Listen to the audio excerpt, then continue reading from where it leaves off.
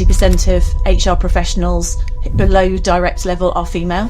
So I think there is some historic discrimination, but then I believe that we allow that to happen to ourselves. Hopefully through the podcast, people can get ideas of how to design an organisational development strategy, how to design an HR balanced scorecard, how to build a learning culture. So quite a lot of the topics that I do, those would be my solo episodes of that kind of thing, because people don't always have the confidence to know where to start. It actually isn't rocket science, but if you don't quite think like that and no one's ever mentored you to help you, then hopefully the podcast can be more of a mentor to people and give them some of those skills, confidence, and know where to start to be able to take those things on. It's not about making money directly from the podcast. For me, it's about demonstrating credibility, thought leadership, putting something out there. I do monthly webinars, and often I will convert a webinar into a podcast episode. It's quite hard to be visible. You need to be. Lucinda, thank you so much for coming on the Podcast Gurus. We're going to talk about your podcast today, your business, and your advice to podcasters. Can you tell me the story, maybe to begin with, of the HR Uprising Podcast? What are you doing there? Well, so the HR Uprising Podcast, and actually it's been going almost 5 years as we speak now, and 228 episodes. And when I started out, I wanted to inspire HR professionals. One of the criticisms often of people in HR is that maybe they're not strategic, they're too tactical. And I felt that was an unfair criticism, but a lot of the time is people don't have time to get the learning they need, or maybe thinking differently or believing in themselves. And so I was looking at different names of it, and that's where kind of the HR Uprising. So it works on 2 levels. It's a bit about, uprising of HR, standing up and being countered, but also rising up in an organisation strategically. So that's where the name came from. And that's really because it was something that I was passionate about, helping HR professionals to really claim their place in the workplace and be respected. So it's a rise up. That was what was behind it. I love it. So that's for the name of the show. Can you, what does it mean being too tactical? Me, who is absolutely not in the HR space to begin with, what is it, too tactical? Yeah. So what often happens with HR, everyone would be familiar with what HR do, I guess, in terms of in a business. So they tend to be involved in the people issues. The challenge is that often the people issues in an organisation can be very time consuming, and maybe HR even end up having to almost take over the management of people issues, when really what they should be doing is guiding and empowering managers to address those issues, because that's more effective. On top of that, often their roles can end up being very administrative, whether it's managing leave or absence or pay. Things become quite administrative. However, all those things are really, really important. Those are probably things that should be managed as processes. But to really add value in an organisation, we need to think about things from where is the organisation going in terms of what's the goal of that business? What are their people challenges? How could we think about, from an organisational development point of view, what sort of skills do we need in the organisation in the future? How we should reshape it? How do we manage change better? So that's more strategic. And the challenge you often have, and that would add a lot of long-term value to an organisation, but the challenge you often have is the HR professionals are so busy doing the busy work that perhaps they shouldn't be having to do. They don't have the space, or sometimes they don't have the confidence, and therefore the sort of the ear of the board. So maybe they're not senior enough and they are not respected enough, when my view is that he should be. So it's it's about that, helping people to have more confidence in the things that they can do in an organisation to make longer term strategic value, and freeing themselves up from more administrative roles, again, by putting in place processes, training managers so that managers are better able to do those things. So you're making more effective use of yourself as a person, as an HR resource. Why do you think is that? Why do you think HR departments ended up working on those, I'm going to call them low added value tasks, but you see what I mean here? Instead of focusing on the strategic ones, empowering the managers to actually manage what ends up falling on the on the HR's plate, but shouldn't. Like, why did organizations end up being structured unintentionally or undeliberately like this? I think there's a few possible reasons. It's not just one reason. I don't think it's a coincidence that 80% of HR professionals below direct level are female. Now, does that mean that they therefore are harder on themselves, are less likely to, that they'll do things for other people? Maybe they're more helpful. They may, is it about, I'm not saying that it's that they get discriminated against, although I'm not saying they don't either. I think it is strange that HR directors are more likely to be male and relatively in terms of the whole sort of population, but a very female-dominated population. So I think there is some historic discrimination, but then I believe that we allow that to happen to ourselves. So if we don't seize, educate ourselves, if we don't challenge, if we comfort zone, so doing those easier things, the comfort zone, rather than challenging the status quo in the organisation and standing up and demonstrating that you know more, can add more value.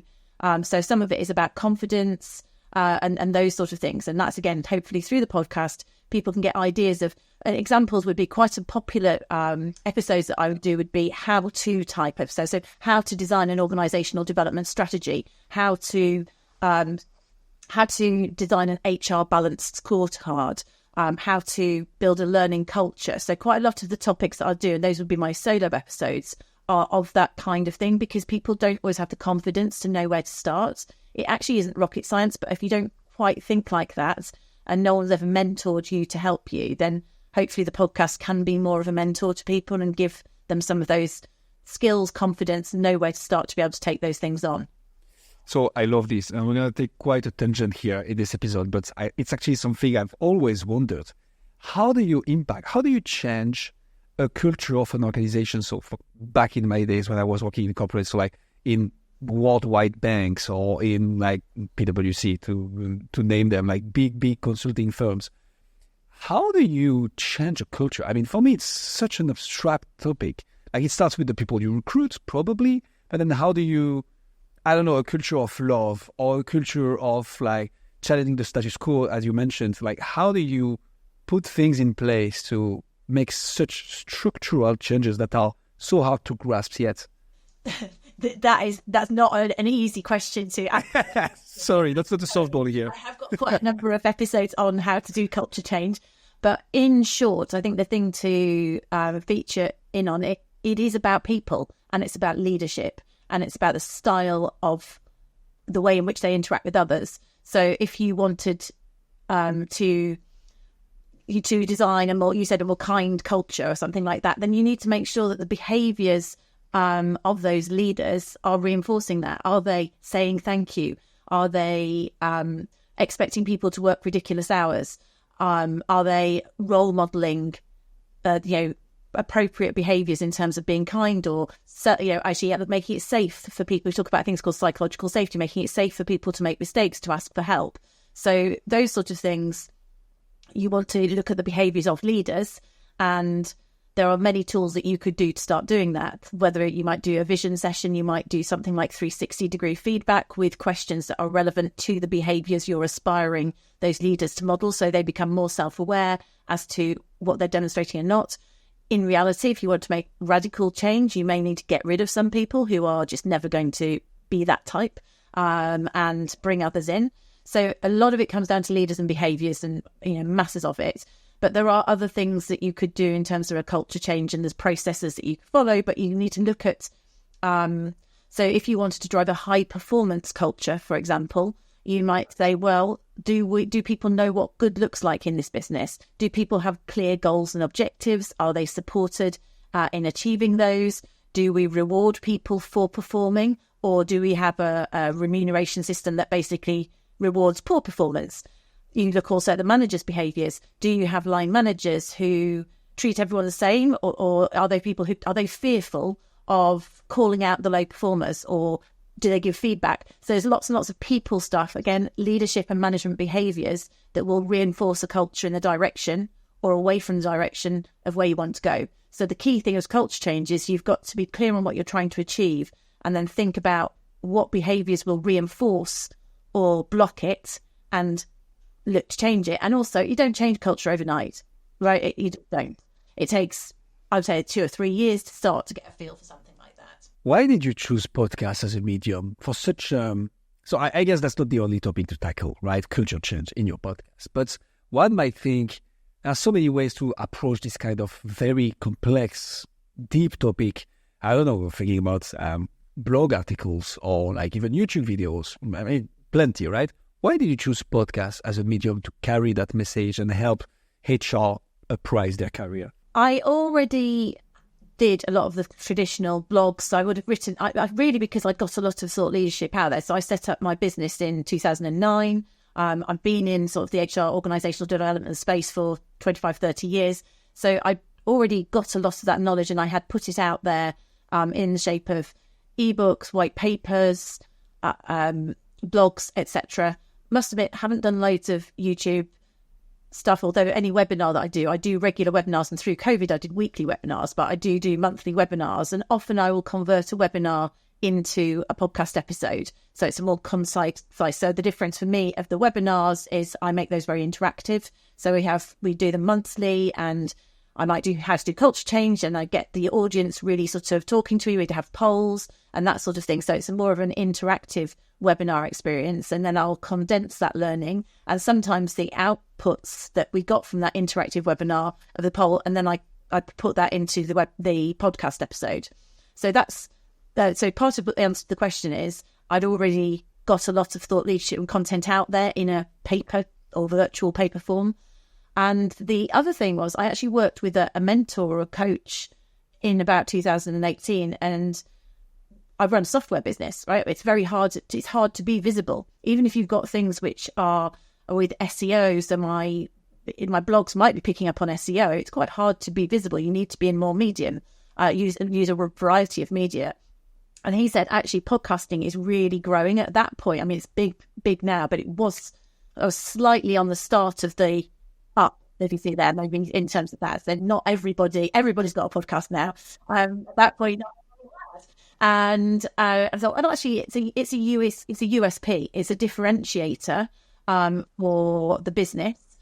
It's also a really good way of putting yourself out. Well, I say using me as a differentiator, because I had always been a bit of a differentiator for our business because I'm an HR professional by background. So we are selling to people who are in roles similar to the role that I did, as opposed to being a sort of software person. So it's the way in which we can contribute, put back, which I talked about in terms of the title and the value, but it's also hopefully a way of demonstrating credibility and who you are as a person, because people buy people, right? So I do get people who say, oh, I listened to your podcast, and would you come and do training with us? Or, I came to Actus because I've heard the podcast, and we know that you're going to think about more than just software. So it just makes you a little bit more personally identifiable. I love that. So let's dig a little bit into this. How did you leverage the podcast? I want to talk about your software business in a second, but how did you leverage this podcast to, I don't know, I guess network, potentially even get in front of potential clients, or develop an audience and an authority? Now I'm giving all the answers, obviously, but like, how did you apply this for your specific podcast and your specific business? So I think to start off with, it was just let's try and make it good quality content, and relevant to your target audience. And it has to be something that I know about and believe in. And I do a number of solo episodes. It's probably roughly 50-50. It's getting less now because I guess we've done 220 odd episodes, and most of the things that I feel personally confident to talk about, I've probably covered them. And so I will bring in experts for other things now to talk about, to make them more sort of general conversational. In terms of how do I make it relevant to the business, well, I'm able to mention when I do my introduction, just very simple. It's kind of light touch marketing, I think. So I'm not doing a hard sell, but I'm saying this is who I am, this is a business, this is what we do. Feel free to come in touch with us. So I've been contacted by people saying, oh, we want to do adverts on, would you like to have us, can we advertise on your podcast? No, because actually the only, I find it interruptive unless you're a huge company to have adverts in the middle. I don't feel that I'm of that kind of stage of podcasting, but I can sort of position what we do. And if people like what you're offering, then I'm telling them this is what we do, so, and where to find us. So it's just a way of being visible without being overly salesy. So it's about building trust, I think. So that is a super interesting one. Why do you think eventually putting ads in your show at the middle of the episode or pre-roll, whatever, will get in the way of that? I think people are getting more familiar with it now. You're more used to it. But in all honesty, this is maybe a bit of imposter syndrome in myself. I feel it would be a bit arrogant to expect people to have to do that. I don't think it fits with my brand of what we're doing and why I'm putting it out there. Right? It's not about making money directly from the podcast. To me, it's about demonstrating credibility, thought leadership, putting something out there that hopefully people will recommend, as opposed to going, oh, you've got to go that and you've got to fast forward all the adverts, and it's got a bit too. I don't want it to be about that, to be honest. No, I love that. So there is not a quote-unquote direct business model with the podcast. It's more about the branding that you get out of it, the authority, the credibility that allows you then to, talk to bigger and bigger guests, I imagine, reach more people, and then enable that, not even sales cycle, but just, hey, I'm there and I do that. And then you kind of have an inbound strategy of people coming to you thanks to the podcast. It is about an inbound strategy. And you can do more. I mean, occasionally I will do time-sensitive offers.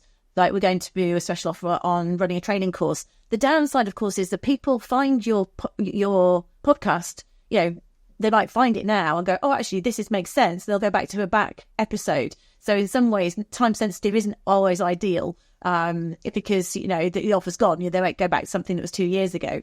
So that's maybe the area where I don't necessarily do that too often. Talk to me a bit about your business, Lucinda. What's your software business? What do you do exactly? So the business is called Actus, and our purpose really is to build a better workplace for people, and the people is really important through software. So it's performance management software predominantly. So we were talking earlier, if you were trying to develop a high performance culture, you want your managers to set clear objectives and to have regular one-to-ones and provide good quality feedback. Our software will support them in that. It's still really important that the managers do it and themselves. The software can't do it for them, but it makes it transparent and it enables that. And we have that was the sort of the starting point of the software, but we also have what we call 360 feedback. I've mentioned 360 feedback earlier. If you're trying to do culture change, we offer 360 feedback. We do talent management. What's a 360 feedback? Just 360 feedback is a personal development tool, is the way I describe it. It's survey. It's really survey. The reason it's called 360 is if I was going to say you wanted to have a 360 feedback, there'd be a series of questions. You would answer those questions. They're behavioural questions yourself. And then you'd get your line manager to answer those same questions, your peers to answer them, and your direct reports. So that's your concept of 360. And then ideally you would have a coach take you through the report to help you look at where you've got differences of viewpoints. It's a really powerful tool. It needs to be managed really carefully with coaching as well, because people not every organisation has got a really mature feedback culture. So you have to manage it quite carefully. But it's a really great way of going, oh, this is how good I think I am at this, and this is how good others think I am at this. So it's quite an interesting reality check for people in terms of things, and a good development tool. So that's your baseline, and then you can work to develop yourself further. So we offer software that does that reporting, basically. So it manages the survey and then builds a pretty report, which you can then use for coaching. So it's overall software business. One of the differentiator of us, because there's more and more, since there weren't very many when we started out, is 2012 we came to the market with the software. It's now quite competitive, but why people like to work with us is because the software is extremely configurable. So we don't say you've got to do it this way. We go, what's your process? What are you trying to achieve? And we will configure the software to support it. We also do offer personal support, which links a bit with the podcast. Yeah, we're humans. We really work in partnership with the customers. And on top of that, quite a number of people, this links back to, I suppose, the stuff I do in the podcast, is also we offer support in terms of training, culture change. So we can help people get a better solution, because you buy software to achieve an outcome, a strategic outcome probably, and we're going almost full circle here. But just putting the software in isn't going to make people better managers or better performance, or it's not going to create culture change on its own. What creates culture change is the way your managers and leaders operate with it, the way in which your HR team uses the data from it and manages people around it. So that's what makes the difference. So we also give support along those lines. And I think that's pretty unusual for a software business. So it's got that blend. You said earlier that it was hard to expose a software business, hence the podcast. Why is so? Like, why is it harder to expose a software business, to say to the world, hey, I'm out there proposing this, compared to any other lines? Like, where is that coming from, and how do you kind of walk around this? It's about the fact that, so when we came to market in 2012, there was hardly anybody. It's SEO, but you could be visible I could write a blog and I could rank on Google. You didn't even have sponsored ads, right? And that's it. And then they brought sponsored ads out. It's about the movement in the marketplace. It's about competition and how challenging it is, how it gets increasingly challenging every year to be visible, because there are more competitors. Not only are there more competitors, there are more competitors with lots of money who they will spend on Google ads, they will spend on pay-per-click.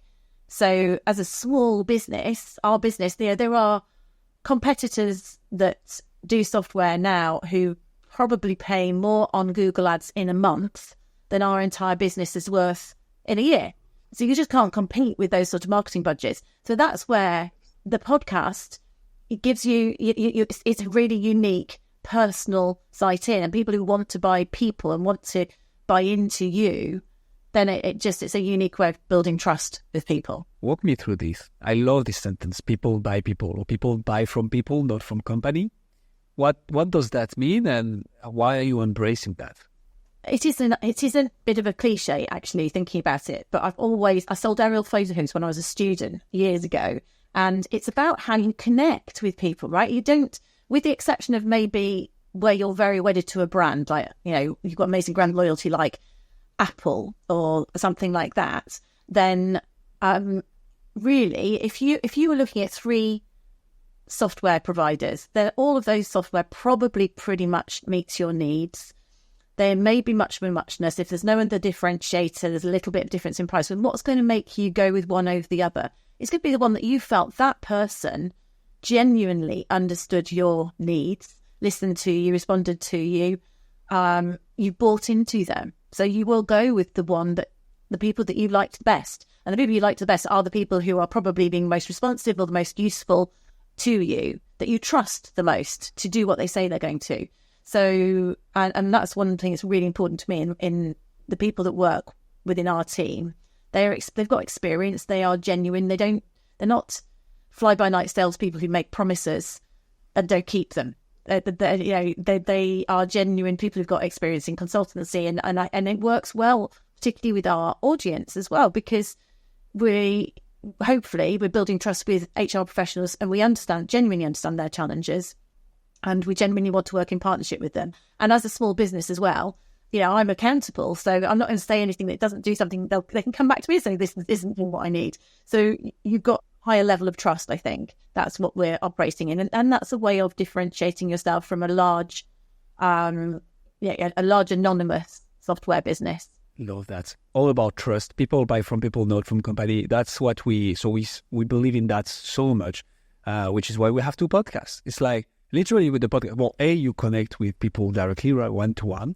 But B, as soon as you start growing an audience, you in the ears of somebody for 45, 60 minutes. That person listens to basically 2 persons talking about a topic that interests them. And they're like, okay, I'm part of this conversation, I'm learning. And you link with your audience in a way that is very hardly achievable with any other media than podcast, right? This long form format that really enables that. It's interesting, just picking up that point that you make there, because I noticed this more myself recently. There's a podcast that I'm not going to name it, that I like the content of, but I find the podcaster's accent and style irritating, and that will switch well. And it's very intimate, because you've got your earbuds in, and I'm walking on, this person starts singing. It feels they're in your head, literally in your ears.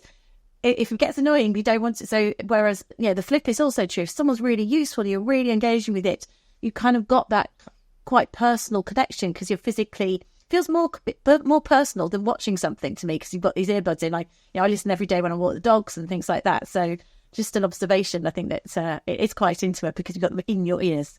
100%. So without giving away names, Lucinda, what's the what's the nationality of the accent that you despise that much? Just so I'm reassured that.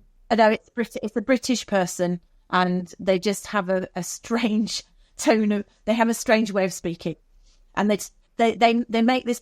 I'm listening to it for subject matter expertise. I'm interested in the topic. It's on nutrition. I'm interested in the topic, but this person makes it a bit too much about them. And I think that's actually an interesting, maybe point to draw out, that as an interviewer, when you've got people or guests on a podcast, for me, it is about allowing them to be the experts and giving them a chance to talk. And you want to talk enough to keep the conversation going, to make it a conversation, but try not to take it away. And that's interesting because it makes me reflect. I hope I don't do that when this person does it. I hope I don't make it all about me. This person, I just feel they get the balance wrong occasionally. So the two things about this, I think there are like kind of two sides of the story. Our very first contact in the podcast world, basically, is a amazing podcast. Here's a recruitment actually podcast in Treasury. And it's like the biggest lesson I learned from hosting conversations and hosting a podcast is ask great questions and then shut up. Like the host speaking time for him shouldn't be more than 15 to 20% throughout the whole episode. It's like it's about the guest. And for certain podcast formats, I would beg to argue that's fair. On other formats, I think it's cool to have a flowing conversation, like to also give a bit of input, give a bit of insights, and like make it a two-way conversation to also like bring all the stuff that might have not happened if it was just like, hey, okay, tell me about this, or hey, what about this kind of thing. So there is two sides of the story, but yes, if you make somebody take the time out of their day to come on a show and to discuss their insights, you also want them to put them in the spotlight, right? So it depends, but I would agree with that. Yes, and there are certain formats when it is two people talking together, that's the design of it. But yeah, 15-20% feels right, because you also don't want to just ask a question and then not link it. So like you're doing here, you're asking a question and you ask a natural follow-up question, because that shows you're listening. That's what good, you're listening to it and you're following on from the conversation. So that's what makes it a conversation. You're not going, oh, actually, let me tell you about why we do this, and then this neither. So it's the balance. Thank you. Lucinda, every woman tech entrepreneur of the year in 2016, winner of one of the UK's top 10 women in business 2020, top 32 female tech leaders in 2021, and the list goes on. What is all that about, and is there any link with the podcast? In terms of those, I don't think any of those particularly would have linked to the podcast, but the podcast is all about personal brand. I suppose it supports those sort of things in personal brand, which is, again, where if you're helping people become podcasters, that is often why you might do a podcast, to give yourself to elevate your personal brand. There is a disadvantage. It's pros and cons, because you don't want your brand, so Actus, our software, I don't want it to be all about Lucinda either, because that's so it is a bit of a balance, but it's just ways of being visible. And to be perfectly honest, so I also wrote a book. And so getting the podcast to be visible, actually, I'll come back to a point of maybe you talk about top tips, aren't you, later? So I'll come back to trying to get the podcast to rank and things like that. And it's the same with the book. These things come into personal brand. And same with applying for competitions, really. You're doing it to give yourself something to put on LinkedIn. That's like a podcast is free, right? It's a way of being visible to elevate your personal brand, and in turn, hopefully elevate the brand of our software and generate inbound leads. That is ultimately the strategy, because our business absolutely requires inbound leads to carry on growing and to be visible. So really, that's how it fits into the sales and marketing strategy, but it's quite a soft strategy. And it's the same with going for awards. I personally find it a bit cringy quite a lot of the time. But it's actually really important to put yourself out there and do those sort of things and try and get that recognition, and that increased visibility.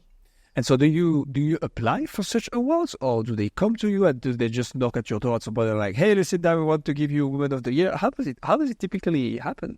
So the Every Woman of the Year one, that was quite prestigious, and I was really proud of that, and I had to go through an interview process, and I think you just went, wow, actually, you've had quite. I'd be at that stage. I'd been bootstrapping the business, which basically means you're self-funding, building a software business, as opposed to got investment. And And so that was how that was judged in quite a rigorous way. The other ones, like the 32 people in tech, genuinely, thanks very much. I've no idea how you end up on these things.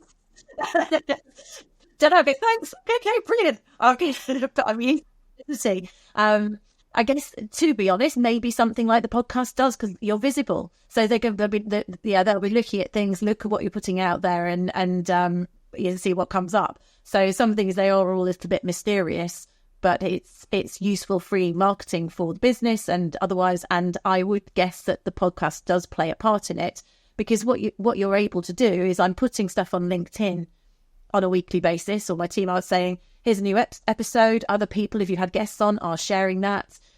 So therefore, you might see a new audience. It's coming to visibility, but you're putting something out that's genuinely of value on a regular basis. So whereas if I was just posting, oh, this is my weekend, or please come and buy from Actus, that doesn't work on those social media. So having the podcast is a really great tool to make yourself visible on a regular basis, because you are putting something out of value to people. And actually, I'm just thinking, if the podcast is 5 years old, the entrepreneur, so every Women Tech Entrepreneur of the Year of 2016 could have not been related to the show. No, it wasn't. That was the idea. And not started doing it. No, that's to do with software. What about the books? I mean, Lucinda, you're doing everything, basically. Software, podcast, awards, and book. Like, okay, so what's about this? How to be a change superhero? Is it linked anyhow to the business or the podcast, or not at all? What's happening there?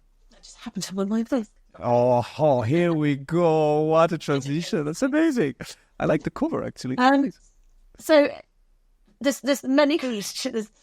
The honest answer, I'll start with the really clear. Do you know, I had always fancied writing. Again, if you think about it, what I've been putting out over the years, I've been writing papers and things like that. So I've written lots of content out there.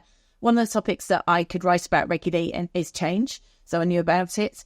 Also, when I was talking to you about the software, people need to do culture change, right, in terms of rolling out software. So it is relevant to the business. And I think I'd always fancied writing a book. And I think it was just around lockdown, or just before COVID. So you've got a lot more time to do stuff here, right? I wasn't going to London anymore.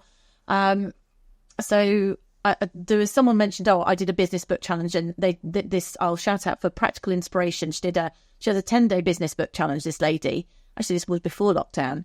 And you go and I came up with a concept for a book. You had to plan it out, and you did a little bit of planning on it every day for 10 days. And then out of, say, 25 people, she would choose a winner, and the ones who won could get a publishing contract. So I actually won that particular thing. I was like, okay, so she thinks it's got some legs. I should actually do the book.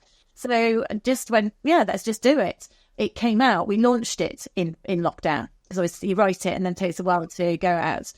So we did a virtual book launch. It sad a bit about that, because you didn't really get to go and to put it in a bookshop immediately or anything like that. But it was still, again, it's very similar to the podcast. It's something you've created of value and creates credibility in terms of that. So what's the secret recipe? How do I become a change superhero if tomorrow I want to change everything in my company or change the culture, Lucinda? Can you give me the key takeaways of the book? Without spoiling too much, because we want people to buy it eventually. We'll put the link in the description.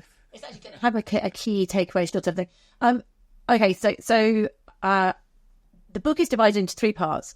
The first part is, how can you personally be a change agent, change superhero? So that plays a bit into the HR Uprising concept of being brave, standing up and being counted, being courageous, being a great communicator, being a great collaborator, convincing people that change needs to happen. So some of it's about our personal style and behaviour and demeanour. The second part of it is about managing change. So understanding how people have different emotions through change, thinking about how you can help people see the purpose of change and why they should do it.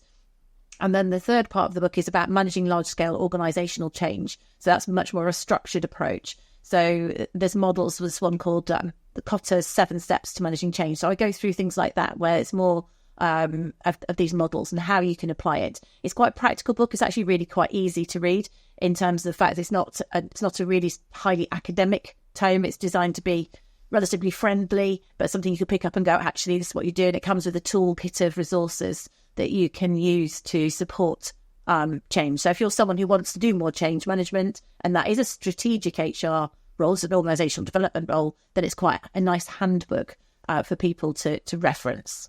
Here we go. All the tools in hand to become a change superhero. Exactly. Amazing.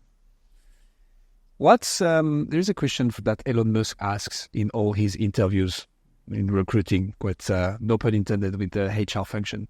He says, what's the toughest problem you had to solve, and how did you solve it? I want to tweak this question a bit. What's the biggest challenge, the biggest problem you faced, Lucinda, in podcast or business, or either, and how did you solve it? I think generally, I'll go on the podcast one in terms of this. How do you make it visible, and how do you expose and get maximum listeners from the start, get off to a really positive start? Because this probably swings into tips for podcasters. So when I did the podcast, I went on a course run by a guy called Rob Moore, who was known as a disruptive entrepreneur, and they do a sort of podcasting. So a lot of this, first place to them, a lot of what I learned, I put into practice, and it was right. It was useful. And the things that they say, obviously you want to have a quality product, the things that we're doing about making sure that it's decent quality content. But they also said, make sure you've got enough content initially.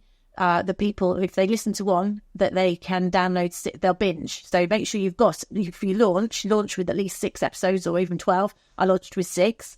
And get those out there and put them live at the same time. And then also, how can you get the maximum number of people to subscribe in terms of this? So I came off this particular podcast thing. I thought, well, how do you get people to do it? Because it takes, how do you get people to do it instantly on it? And we were going to be exhibiting at the CIPD, which is the Chartered Institute of Personnel and Development a festival that they have a kind of open day in terms of things. So I knew that in 6 weeks' time we were going to be there. So that was quite quick. But okay, I'm going to launch there because that will give me the maximum opportunity. Or be honest, Dan, there'll be loads of people who are our audience, because it's all very well getting my mates to download it, but they don't really, I don't want to buy the software and it's not relevant to them. So it was like, okay, set the goal, make sure you've got the content, get it set up, ready to go, and then boom, big bang launch at that time. So do a bit of marketing in advance, but then actually at the festival, myself and my colleague Jane, she go, have you come across the new HR Uprising podcast? And again, there weren't very many HR podcasts about at that point either. She was saying you had to find it. It's here on Apple. So she's literally going on people's phones as they're walking into the CIPD conference going, here, subscribe. So, and then the key with that is it's the same thing actually if you want to launch a best-selling book, which I am book giving the in terms of it's how do you work? You need to watch the video. How can you make your podcast visible and this is, you need to launch with a big bang and you need a load of people to download it in that first week. And so therefore, as a result, I was able to get people to download it and you start to then be visible in the Apple top charts. And it's really exciting seeing it going up and up and up. And there was one there. What was it called? There was one that was, I forgot what it was. Just also, I couldn't quite get behind it. And then finally I overtook it about 6 days later. So screenshotting away the fact you've got number one in the Apple podcast chart. Because the reality is, yeah, so I launched it and got it to number 1 in that week. And then it does rank every now and then. But the reality is now, again, competition. It's not got that kind of same pull. We've got some really popular podcasts. So you're not, occasionally I'll be in the top 200. But again, it was probably the number of podcasts out there now is 5 times more, loads more. But it's really useful to get your subscribers in the first place. And then people talk about it to each other. And then you can post it in the top things. But you get that social credibility of being the number 1 ranking podcast. But to do that, this is my tip for people listening. If you want to launch, lots of people get really, I think, I've done 1 episode, I'm going to launch it next. But no, you want to have enough, because if you think about it, 100 people downloading 6 episodes in that week ranks higher. And also when it is a new podcast, it counts more. So it's the same when I launched my book. So the publisher said, what you need to do is you launch your Kindle version at a discounted price for 24 hours as you go live with it. So you do that and you get all of you, everyone you know to buy that. It gives you a spike. So I got to number 1 with How to Be a Change Superhero, the Kindle version. So I can call it a best-selling business book. It's marketing, all right? It's marketing.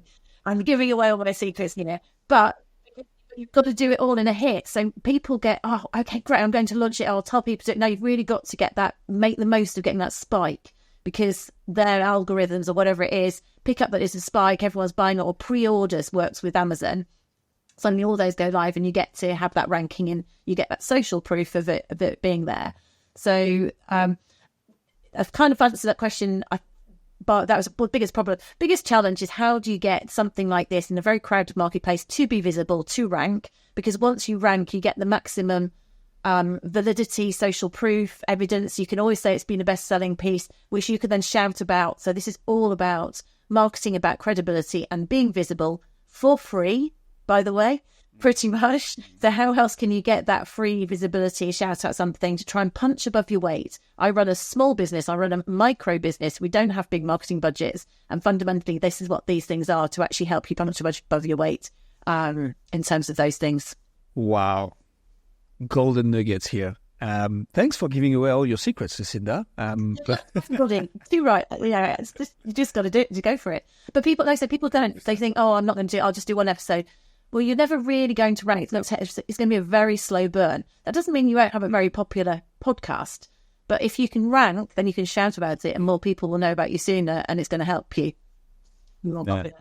100%. And I'm going to double down on so I think all the advice you gave are absolutely on point. Really, really like them. The one thing I would add to this is, let's not be afraid to ask your family, your colleagues, your company, even if you're a small business who starts a podcast, like, say, hey, make it as easy as possible for them to just leave a review, even write it if needed. We had done that. It's like, link to Apple Podcasts. Hey, you can post a review and a rating even without listening to an episode. Spotify is a bit different. They ask you to listen to a couple of episodes for a certain amount of time before being able to leave a review. So that's a bit of a different metric. But Apple Podcasts. So Spotify, you can leave a review only after, you can leave a rating. There is no such thing as review on Spotify. Only after having listened to a few episodes for a certain amount of time. It's not like just play and you can post a rating. It's like you need to play a couple of episodes for, I think it's at least 20 minutes or 40% of the episode, something like this, to be able to rate it, to validate and filter to make sure people cannot cheat the system. But on Apple Podcasts, so do not buy ratings. I do not recommend that. But what you can do is, hey, if you have 20 employees in your business, send the link in a communication and just say, hey guys, would help the company a lot if we would just put a rating on this show. Let's all push 5 stars, and all of a sudden you differentiate from 90% of the podcasts who have no rating in your category there. But yeah, no, all the rest is very good. Hey, here you go. Can definitely help. And I'm like, when we onboard clients, I'm just saying like, hey, ask your daughter and son probably now have an iPhone as well. Just ask them to leave a review. Maybe not even a review, but a rating. That will definitely make the difference. And I think that quite covers the advice to podcasters, Lucinda. And that was a hell of a great challenge and great way to solve it. Absolutely love that. Anything else you'd recommend to podcasters, actually? Like, what would you recommend people if they want to start a podcast? I call them the wannabe podcasters, or podcasters even who actually want to get that exposure, want to get that branding. I like the point you made around quality earlier. Anything else you'd like to recommend? I'm going to assume that they've got the quality in the content, I think, is what I would say. The one thing that I think is challenging, and what I like, it's kind of the same thing, but I'll break it into two, is make sure if you have a guest on, so if I'm doing my own topic, and I don't think that many people do their own ones, most people do have guests, but I've got content to go through, then how do you make it digestible for people? So a bit like we've got a list of questions here of topics we're going through, there's kind of a list of bullets that we could summarize. So for me, I have had guests on that thinking, oh man, I'm lost and I'm talking to you. What's the point of what we're talking about? So for me, I really always want there to be some takeaways that are available to the audience. So there need to be key bullets, key takeaways to that it's being valuable. You're not just listening to it for headway. You've got something of value out of the podcast.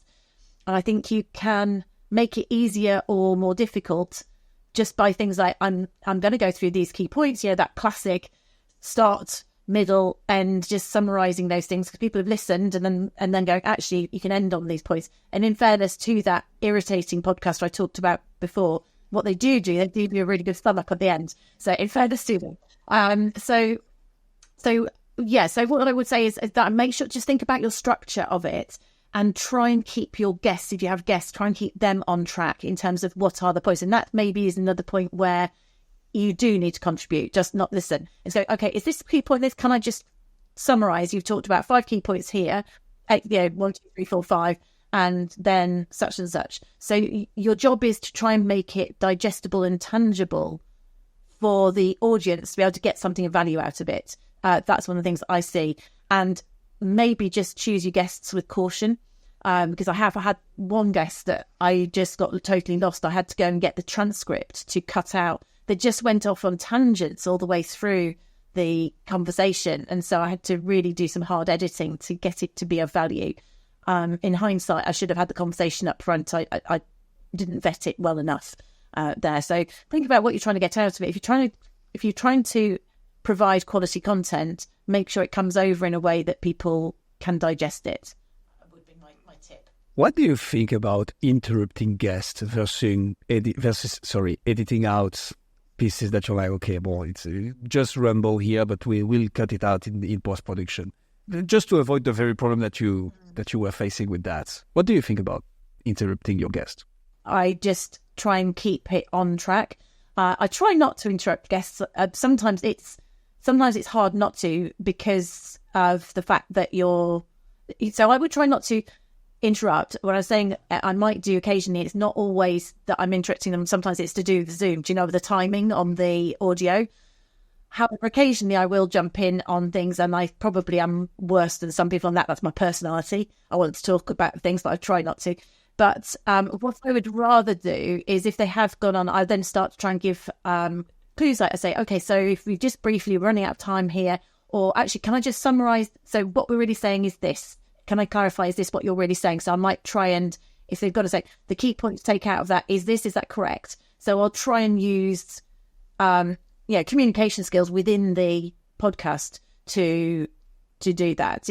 I occasionally will edit it, but editing, well, editing's really, really time consuming. So I would rather get a decent cut the first time. I mean, I have people who do it for me, but for me to get them to do it, I would need to say, you need to edit here, here, and here. So I that's how my agency works. I have a quite a low cost way of getting the podcast out. I know there's another podcaster in my area, absolutely lovely person, but I think she spends most of her week doing her podcast, planning the podcast. She loves it. It's a baby, as successful, and then editing it. I haven't got time to do that. I'm running a business. The podcast is a sideline. It has to fit into, an hour or two a week. So yeah, working at that. So really more about using my skills, my abilities to keep the person on track. A bit about agreeing what the key points are up front. So I would always go, what do you think the key takeaways that you want to get out of this episode? Is really helpful if we have a list of 5 or 6 key points that we're going to emphasize. That I would have agreed that up front with the person. I will try not to go through all of them, because basically you end up doing the podcast before the podcast. But then I'll try and manage them during it to kind of keep them on track. Wow, that was an absolute masterpiece, Lucinda. Question we asked to all our guests to finalize this episode is, what are 3 podcasts that you listen to personally that you would recommend our audience? And I think you can include the one with the noisy accent or the annoying accents, whatever it is. No, it's not going on. But it's right. So I do listen to podcasts regularly, but I don't tend to listen to work stuff. I think maybe because I do one. So I listen to politics type stuff, and I listen to nutrition, the 2 areas that I listen to quite a lot. And this is an international audience, isn't it? So one is American actually, and the others are kind of more UK centric. So one nutrition one that I like is called Nutrition Facts Podcast. And it's this guy who, what is it called? Nutrition Facts Podcast. It's not the most glamorous one, but the guy is a doctor. He goes and gets all the research out of stuff and gives you evidence-based facts on nutrition as opposed to the stuff that's out there. And he's not sponsored or anything like that. And it's just good quality stuff if you're interested in that. Then the other ones, I was slightly going to cheat. There's a series in the UK which is the Rest Is series, and I mean this one is very, very popular. They've always had the Rest Is history. That's not my go-to. I think that's good. So the Rest Is politics. There's these two one's an ex-politician, one's not, but they're just, it's Alistair Campbell and Rory Stewart. It's really intelligent. It gives me faith. I mean, in the UK, politics is a bit of a mess, right? It just gives you some faith that there's some grown-ups out there, and they explain things that I didn't understand. So I find it educational and interesting and relevant, and kind of gives you a bit of hope that things will be sorted out. And then they've got a sister podcast that's just been recently launched, which is my new favourite in terms of lighter relief, and it's called The Rest Is Entertainment. And this is just a couple of, they talk about TV and shows, and again, intelligent people talking in a lighter way, so you learn about it, but it's really quite easy listening. So depending what mood I'm in, well, I've listened to all of those each week probably, and a few others, but depending what mood I'm in, those are the ones I go for. Love that. So, Nutrition Facts Podcast, The Rest Is Entertainment, and I quite didn't grasp the name of the second one. The Rest Is Politics. The Rest Is Politics. Okay, and it's hosted, so the two, Rest Is Politics and The Rest Is Entertainment, is hosted by those two same people. No, different. That's Rest Is Politics. So those two are ex. Okay. Those two are ex. But they're experts in their field, and the entertainment ones are experts in the field. It's one of them's the guy that wrote the Thursday Murder Club. But they're funny. They're good podcasters to listen to, in my opinion. And those are conversational, so they're a duo. So it's to that conversation and a bit of banter between each other, and a little bit of pulling each other, teasing each other, or I don't know. But so you kind of feel like you're part of it, which is quite nice. The Nutrition Facts Podcast is much more about the guy, just basically a bit more solo episode that I would do, but basically telling you what the facts are about that particular health issue. Amazing. We'll have to give them a go. Lucinda, thank you so much for coming on the show.